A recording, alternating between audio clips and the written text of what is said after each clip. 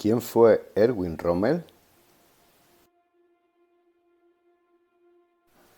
Archiconocida figura militar, sobre la que han corrido ríos de tinta, soldado que a nadie dejó indiferente y figura que simboliza la astucia y la inteligencia del hábil depredador por el cual consiguió el apodo de Zorro del Desierto. Erwin Johannes Eugen Rommel nació un 15 de noviembre de 1891 en Heidenheim, Alemania,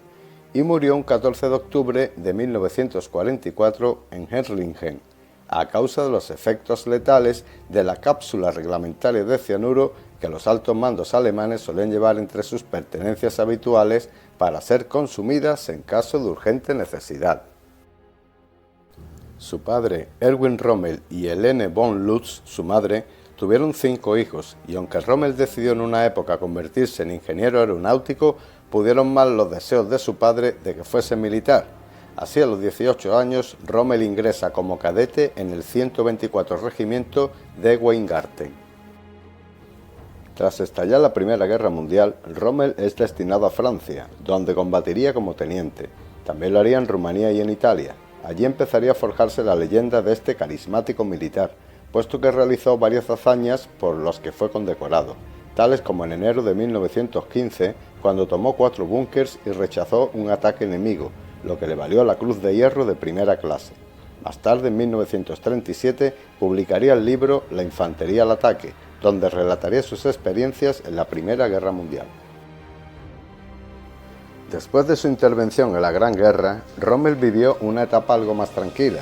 Fue en esta época cuando contrajo matrimonio con Lucie Molin, con quien tendría un único hijo, Manfred, quien llegaría a ser años más tarde alcalde de Stuttgart, y fue en esta época cuando ocupó un puesto de formador en academias militares, donde transmitiría a los jóvenes soldados su experiencia en combate. Incluso, según cuentan, utilizó sus diarios de campaña o mapas hechos a manos por él mismo, llegando a recrear acciones bélicas con sus alumnos, donde discutirían cada acierto o error de aquellas vivencias en el frente. Se cuenta que tal era la pasión que Rommel ponía en cada clase, que en cierta ocasión le preguntó a un alumno acerca de la opinión que tenía sobre uno de sus planes. Cuando el alumno empezó a plantear la respuesta, Rommel le interrumpió diciéndole que ya sabía la opinión del Estado Mayor al respecto de aquel plan. Lo que le interesaba de verdad era saber la opinión que aquel alumno tenía sobre el mismo.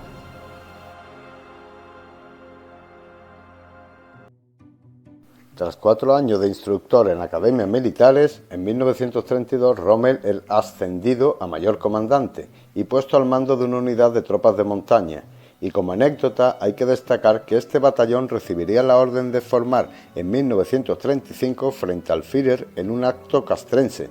pero también se le informó a Rommel que junto a su batallón formaría un pelotón de las SS. Este acto sería tomado por Rommel como un insulto, llegando a decir que si el Führer no se sentía seguro con sus propios soldados, teniendo que vigilarles con un pelotón de las SS, ningún sentido tendría hacerles formar ante él. Así, y tras la intervención de Goebbels y de Himmler, las SS no formaron junto al batallón de Rommel y este fue personalmente felicitado por Hitler. En 1935 el Rearme alemán avanza rápidamente y Rommel es ascendido a teniente coronel y se le asigna el cargo de instructor en la Academia de Guerra de Potsdam para formar a las juventudes hitlerianas, aunque en este destino duró poco debido a las desavenencias con su jefe directo, quien quiso obligar a Rommel a militarizar a su grupo de alumnos. Obviamente Rommel se negó, sosteniendo que su labor era forjar el carácter de aquellos chicos en contra de lo que su jefe pretendía hacer. Esta confrontación terminaría cuando Rommel dijo a von Schirach, su jefe directo, que si tanto deseaba entrenar soldados, debería empezar por convertirse él mismo en uno de ellos. Pocos días más tarde, Rommel era relevado de su cargo. Tras la publicación de su libro, Rommel es ascendido a coronel, obteniendo el cargo de director de la Academia Teresiana de Wiener Neustadt, pero poco tiempo duró en este cargo tras la llamada de Hitler para que dirigiese el batallón de escolta personal del jefe del Estado, lo que le valió a partir de este destino el tener trato directo con Hitler, para así convertirse en 1939 en mayor general y ser destinado al cuartel general del Führer como jefe de seguridad. Así, y poco a poco, se iría forjando la leyenda de Rommel, que terminaría de formarse llegada la Segunda Guerra Mundial. Y es en este punto cuando Hitler manifiesta su gran simpatía por este militar que en nada se parecía a su carácter al de los mandos militares prusianos, de ascendencia noble y a los que al parecer Hitler detestaba. Así un día Hitler preguntaba a Rommel por su más anhelado deseo, a lo que Rommel y sin dudar contestaba: «Quiero comandar una división blindada». Así que, dicho y hecho, y el 15 de febrero de 1940, Rommel toma el mando de la 7ª División Panzer y aunque era la primera vez que operaba con blindados, tal fue su empeño y dedicación a esta nueva etapa que esta división fue apodada la División Fantasma, debido a la rapidez y sorpresa con la que ejecutaban sus acciones, llegando incluso a estar ocultos a los ojos del alto mando alemán en numerosas ocasiones, y como no podía ser de otra forma, a pesar de la poca experiencia con blindado, Rommel dejaría el listón de la 7ª División Panzer en alto lugar, puesto que fue esta división la que ocupó el puerto de Cherburgo en 1940, objetivo absolutamente vital para la campaña francesa. Posteriormente, en 1941, Rommel comandaría la 21 y la 15 División Panzer, que sería enviada a Libia a reforzar al desmoralizado ejército italiano, y fue en este periodo cuando se formó el Afrika Korps, al frente del cual Rommel conseguiría su mayor fama como estratega militar. Rommel empezó por organizar a las tropas italianas y en este mismo año lanza una ofensiva que expulsa a los aliados fuera de Libia sin aún poder penetrar en Egipto, para lo que necesitaría el puerto de Tobruk. Y fue en una clásica blitzkrieg cuando Rommel reduce a los británicos en Gazala, forzando una rápida retirada. Así, en un perfecto ataque combinado, el 21 de junio de 1942, Tobruk se rinde y en su avance hacia Egipto, Rommel pierde la primera batalla del Alamein, debido a que los aliados tenían mejor red de abastecimientos que los alemanes y gracias a que los servicios de inteligencia británicos descifraron con la máquina Enigma las comunicaciones secretas alemanas. Pero hay que reconocer el gran trabajo que hizo el general Auchinleck, quien sería reemplazado por Montgomery. Mantener el Alamein se le hacía cada vez más complicado a Rommel, debido a la falta de suministros, y tras la derrota sufrida en la segunda batalla del Alamein, Rommel propuso la retirada del ejército, a lo que Hitler se negó en rotundo, obligando a Rommel a permanecer allí y resistir, provocando así la primera desavenencia entre Hitler y Rommel, quien si bien acató en un primer momento la orden del Führer, 24 horas más tarde tendría que decidir entre cumplir una orden o la salvación de su ejército, por lo que optó por la segunda opción, lo que si bien no le costó sufrir medidas disciplinarias, sí que le valdría la desconfianza de su comandante en jefe.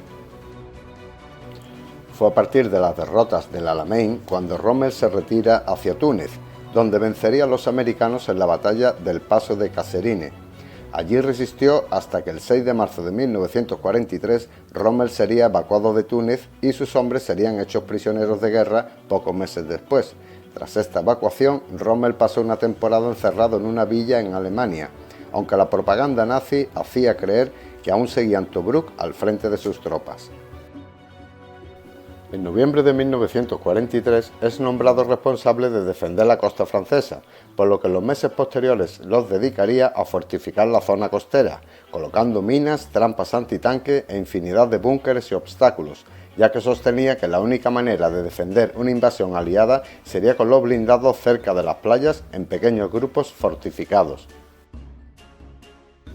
Tras el éxito del desembarco de Normandía, Rommel sabía que Alemania perdería la guerra, y esta afirmación llegó a ser redactada por él mismo, donde explicaba sus razones para este planteamiento. Esta carta fue enviada al general Günther von Kluge, pero no llegó a Berlín hasta unos días posteriores al atentado de Hitler, hecho que conviene mencionar, pero tendría que ser tratado en otro vídeo debido a su complejidad. De todos modos, Rommel fue cuando menos sospechoso de aquel atentado. Lo que sí está claro es que Rommel escribiría a su mujer desde el hospital donde estaba recuperándose de las heridas ocasionadas por el ametrallamiento de un caza Spitfire, sorprendiéndose por el hecho del atentado a Hitler y alegrándose de que hubiese salido con vida del mismo. Un poco más tarde, Rommel se recuperaría de las heridas en su casa de Herrlingen y el 7 de octubre recibiría una orden de acudir el día 10 a Berlín para tratar sobre su futuro, a lo que Rommel se negó, alegando no tener permiso médico para hacer viajes tan largos, aunque él mismo sospechaba sobre el motivo de aquella supuesta reunión de la que con casi total seguridad no volvería vivo. Así 3 días más tarde, Rommel recibiría la visita de los generales Burgdorf y Meisel, del Estado Mayor General, y se reunirían los 3 en una habitación de su casa. Aquella reunión duraría 1 hora aproximadamente, y cuando ambos generales se fueron, Rommel subió a la habitación de su esposa, diciéndole: «Vengo a decirte adiós, en 15 minutos estaré muerto». Un poco más tarde también se despediría de su hijo. Según parece, en aquella reunión se le daba a Rommel la opción de un juicio con resultado poco favorable para él, unido a represalias y persecución hacia su familia, o la muerte con honores provocada por una cápsula de cianuro, por lo que Rommel escogió el suicidio.